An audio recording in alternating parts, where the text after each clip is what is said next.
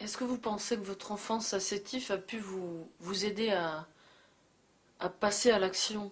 Ce souvenir un peu douloureux des rapports avec les colons, est-ce C'est que c'est plutôt ça qui vous a décidé, malgré votre confort et ouais, bonheur ouais, à ouais, vivre en c'est métropole? c'est vrai que ça a joué beaucoup parce que je me voyais déjà jeune, je me voyais. Bon, la période de Saint-Étienne, 4 ans, à part quelques moments difficiles, le reste du temps c'était merveilleux. C'était d'autant plus que j'avais un monsieur qui était magnifique, j'avais des partenaires qui étaient d'une correction extraordinaire. Et puis on jouait bien au football. C'est ça qui est important pour moi, c'est qu'on jouait bien à Saint-Étienne. Et c'est peut-être mon côté de sétif qui a réagi, mon côté de jeune, 9 ans, qui voit des mitrailleuses en train de tirer sur des gens. Et c'est possible que ce soit ça qui m'ait décidé à passer le pas.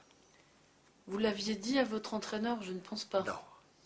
Non, d'ailleurs, je vous ferai passer l'interview que j'ai faite à l'internaute de Saint-Étienne, où je disais que, d'abord, je n'ai dit à personne à Saint-Étienne.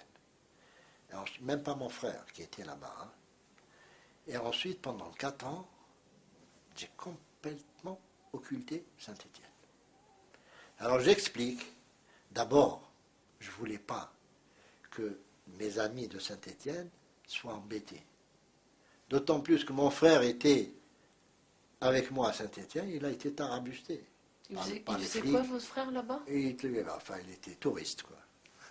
Il était tarabusté, d'ailleurs c'est un préparateur en pharmacie, hein, préparateur il aurait été matraqué, etc., etc. Donc je ne voulais pas que les gens de Saint-Étienne, monsieur comme Jean Snella, comme Rocher, etc., puissent être embêtés, appelés, alors qu'est-ce que vous a rien dit, etc., etc. Donc j'ai préféré faire le blackout total.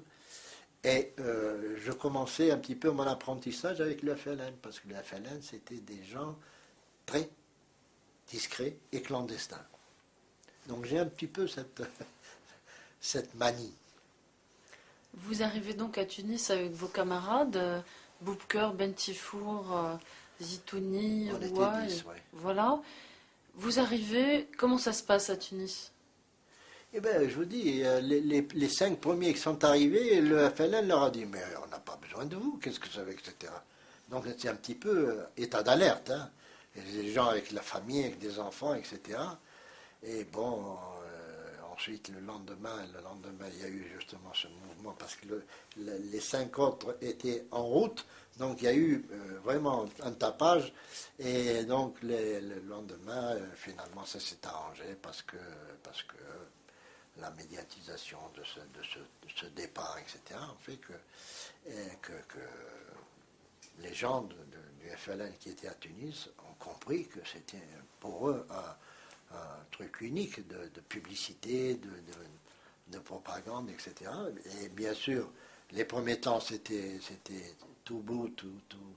Mais après, il fallait trouver des matchs, il fallait jouer, etc. Et on a commencé à faire le premier tournoi maghrébin à Tunis. C'était au mois d'avril, avril-mai. Hein. Donc quelques semaines après votre Oui, arrivée, quelques 15 semaines jours. après, bon, on était 10 toujours. Et bon, on a dit comment on va faire. On a fait venir un Algérien qui habitait Tunis, en arrière. On l'a fait jouer avec nous. D'ailleurs, il est rentré dans l'histoire. Ouais, et puis bon, on fait un malheur. Hein. On avait des sommités dans le football. Hein. Ça, c'est dans notre équipe et c'était merveilleux parce qu'on jouait un football juste, on jouait un football de panache, on jouait vraiment, c'était une grande équipe.